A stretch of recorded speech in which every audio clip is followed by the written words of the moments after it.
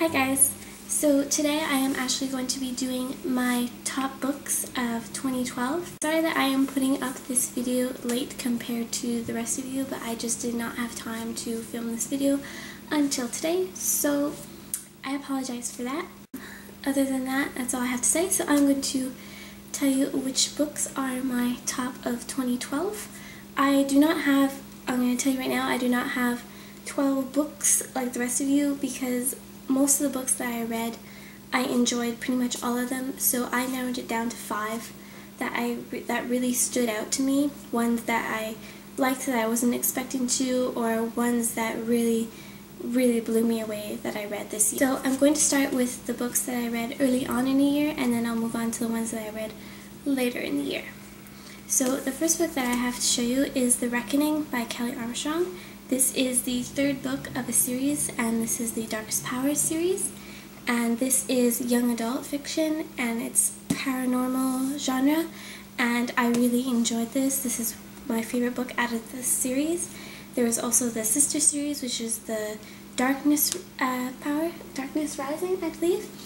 And that was a really good series as well, but this one really stood out to me. I enjoyed reading this from beginning to end, but the 3rd book really was amazing, and if you guys have not read this series, go and read it because it's really good. The next book is a book that you guys all hear me rave about constantly, and that is Bitten by Kelly Armstrong. This is adult fiction, and it is a paranormal romance, and this book was really good.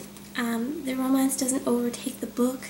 There is plenty of action going on in here, and I always like a female character that can kick ass, and that is what this one delivers. This book was phenomenal. This is one of my all-time favorites of this year. If I had to pick one favorite this year, it would be this one, and I'm hoping to reread this book in 2013. The next book that I have to show you is the 1st book of a series. I don't believe the 2nd one has been released yet, but I do know that it is in the works, and that is The Legacy of Trill by Heather Buer.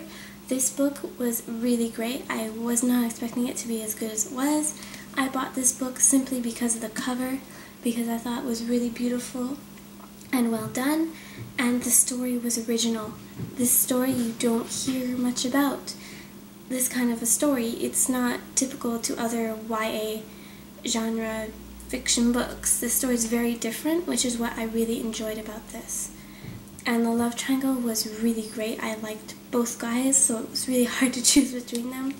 But this book, go read it if you haven't read it because it's really good. The next book that I've chosen is City of Glass by Cassandra Clare. This is the 3rd book in her Mortal Instruments series. This is young adult fiction and fantasy. I would say maybe some paranormal in there. But this book was really well. This is my favorite out of the series, which is why I'm showing you guys this one. I really enjoyed this book.